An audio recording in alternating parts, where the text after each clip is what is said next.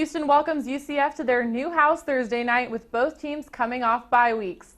Last year, this game went down as one of the best in the American and could be vital in the conference standings.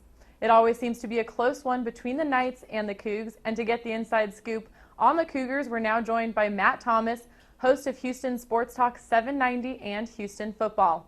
Hey Matt, how's it going? Very good, Haley. How are you? Doing really well, thanks. Looking forward to the games this weekend and especially this Thursday night matchup between Houston and UCF. As you know, last year this game came down to the wire in Orlando, so I'm sure the Cougs are probably looking to get a little revenge at home in their new stadium. How has having the new stadium on campus changed things for the program and affected the atmosphere there?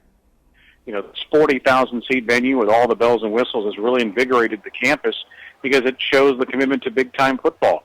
The American Conference has certainly had plenty of surprises so far as a league that has done well with a lot of teams not only having success in bowl games but in the top 25, and I think University of Houston wants to be in that situation. I think, frankly, it has hurt the recruiting that you could not bring these 17, 18-year-old seniors from high school into a building that you were proud of, and I think University of Houston can finally do that.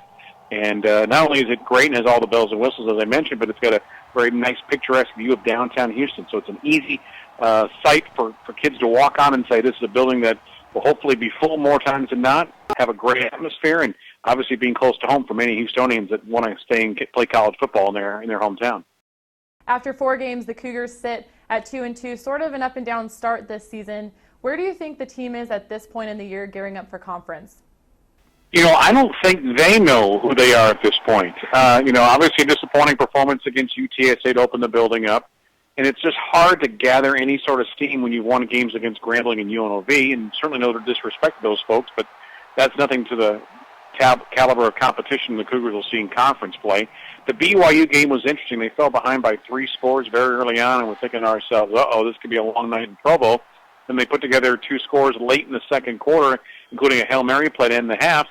And it was kind of a seesaw back-and-forth game after that. So if you take the good parts of the BYU game, the strong running performance against UNLV in the third game of the season, and in the fourth game of the season, and so that's what I want to bring into the game against UCF is some of the best parts. The stuff that we don't know is whether or not this defense can force more turnovers like they have done so the last year and a half.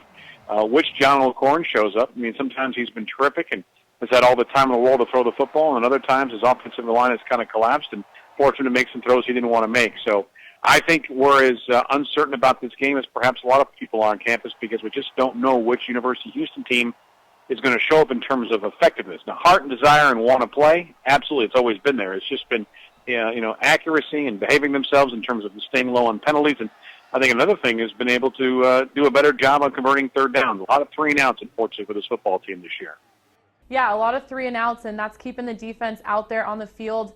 Last year, this defense led the nation in turnover margin and, again, forcing turnovers in 2014. What is it that the D does to turn teams over so much?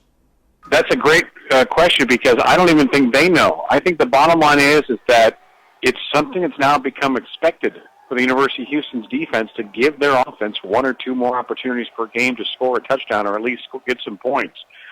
It's not a risky defense. They're not doing things to jeopardize opponents from scoring. They just had a really good knack of making sure every time a ball reaches somebody's hands, they're going for the strip.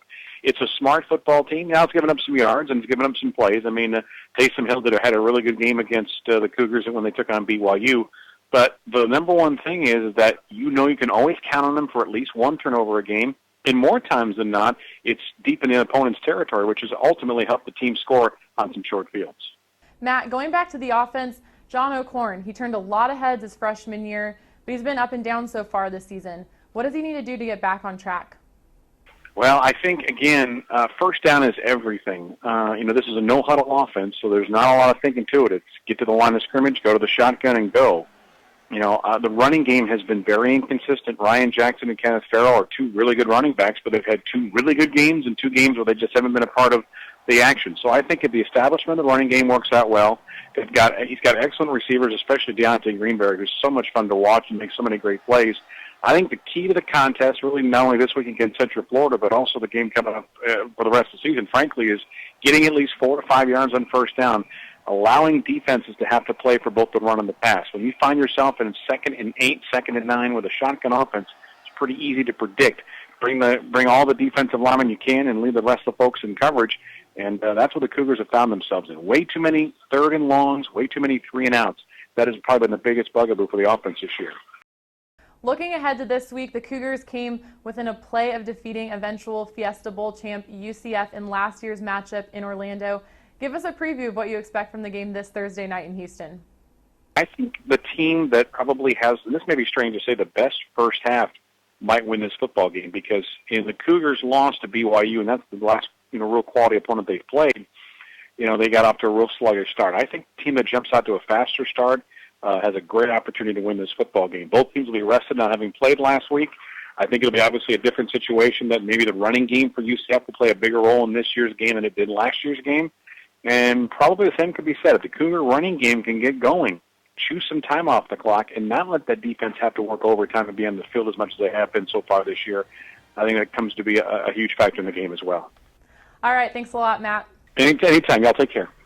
Again, that was Matt Thomas, host of Houston Sports Talk 790 and Houston Football.